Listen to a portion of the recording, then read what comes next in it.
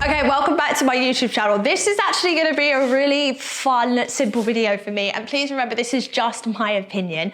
I'm gonna be ranking ab exercises that I feel are the worst to the best. So this is just based on personal experience that I feel has really helped define my abs over the years, especially before I had a baby and after I had a baby. So I'm gonna take you through the exercises and then explain my rationale behind them. Okay, so let's start with number 5, the one that I think isn't necessarily the worst, but I don't think is the best for me, and that is leg drops. I have never liked this exercise, and I especially don't like it postpartum. The reason being is I feel like, number one, my hips click when I do it, which I've been working with my physio trying to sort that out, but it's just something where my legs don't want to go down that far. And second of all, I personally feel it puts way too much pressure on the core. I think if you have a really strong transverse abdominis and it's something that you've been working on and you don't get that belly bulge and it doesn't strain, or your back doesn't come up off the floor, then it's a great exercise.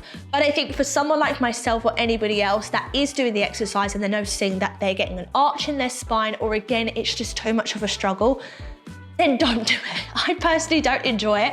And I find that when I do try and do it, it just doesn't work for me. So I avoid it. And if I am gonna do it for any reason, I'm literally just gonna bring my legs to here and bring it back up. So yeah, that's number 5.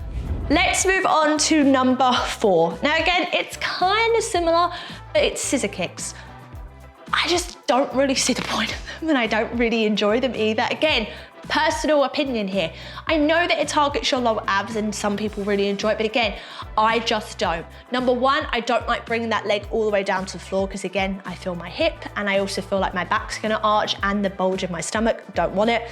And second of all, I just don't really enjoy that. I find there are way more better exercises to help target my lower abs that I've done over the years and again, healed my diastasis recti from it that I would prefer to personally do.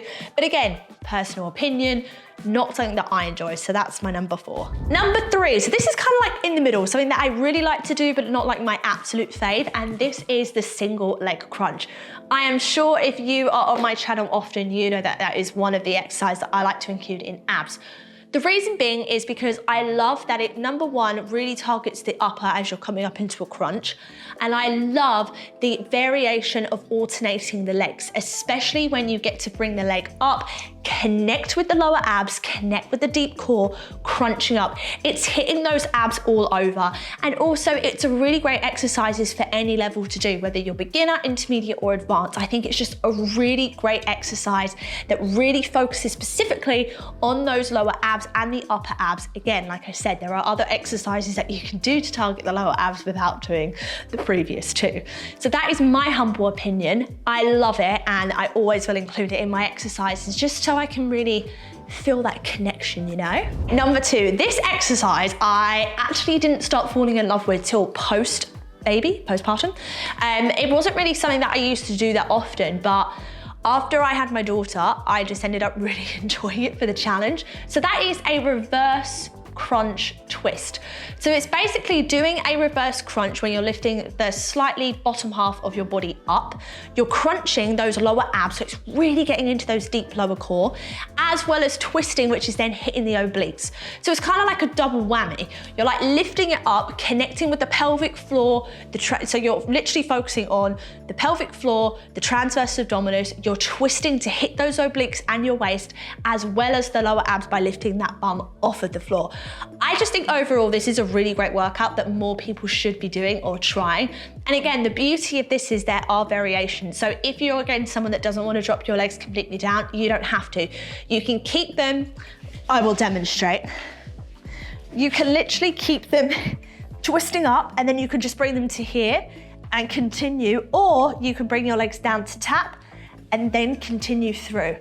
For me, that is a much better way at targeting the lower abs, as well as hitting the waist by doing a floor-based movement. And then one of my absolute favorite ab workouts that I love to perform is the simple bicycle.